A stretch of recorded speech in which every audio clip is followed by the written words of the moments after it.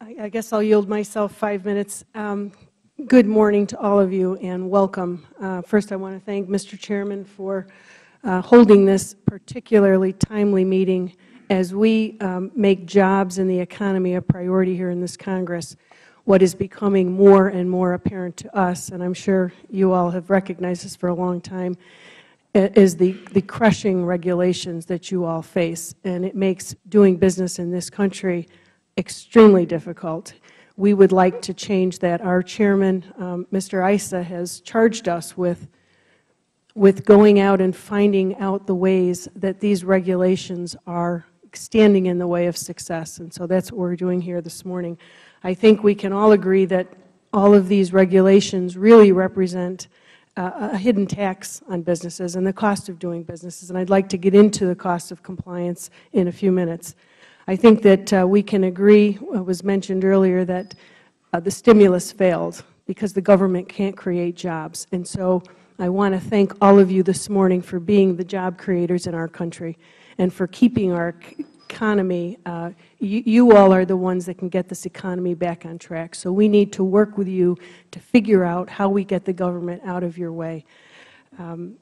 I also want to comment that not only have I heard from businesses throughout the hearings that we've conducted, you hear from not-for-profits, you hear from schools, that the cost of these regulations don't even make sense, and it just impairs and impedes their success. So I look forward to hearing from all of you this morning. I guess I want to go back to my colleague, Mr. Kucinich's comments about the cost and the cost benefit. I think I'd like to hear from all of you, if you wouldn't mind. Can you just tell me in each of your industries, if you can give me a figure for the cost of compliance, the cost of regulations within your various industries? Ms. Harman?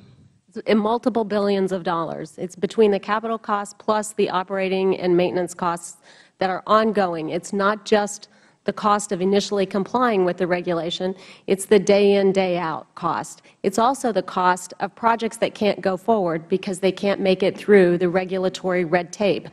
A lot of these projects are energy efficiency improvement projects. Some of them are mill modernization projects. They're projects that will secure the future of the mill so that our mills can actually buy the technology that Mr. Forder is talking about. But if those mills close, they can't buy that technology and they can't create those jobs. Thank you. Mr. Papadopoulos. Let me just say from the international experience I have that today it costs in the U.S. in our industry twice as much to build capacity that it does, not in China. I'm not using that as a role model, but even in the EU. We've gone to such an extreme in that count.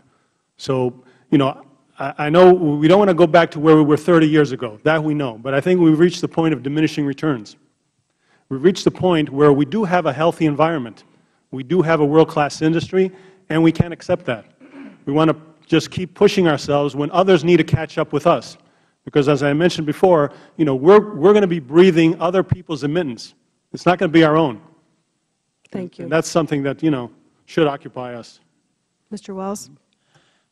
Our situation is similar to that of the forest and paper industry, and not only in terms of the billions of dollars our industry spends in direct compliance costs, but we also experience a number of indirect costs as a result of those regulatory requirements.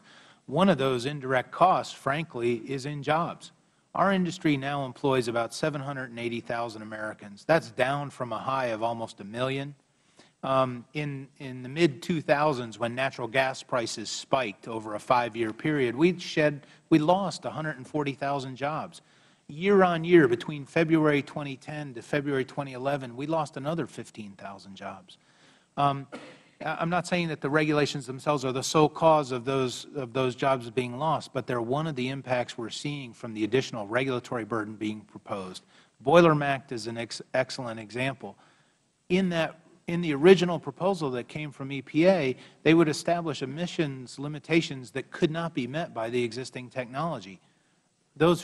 If the technology isn't there to meet the emission limitation, what job is going to be created to create the equipment to then meet the standard?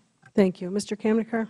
I've made 6 trips to China and 3 trips to India in the last 5 years to benchmark against industries that we compete with.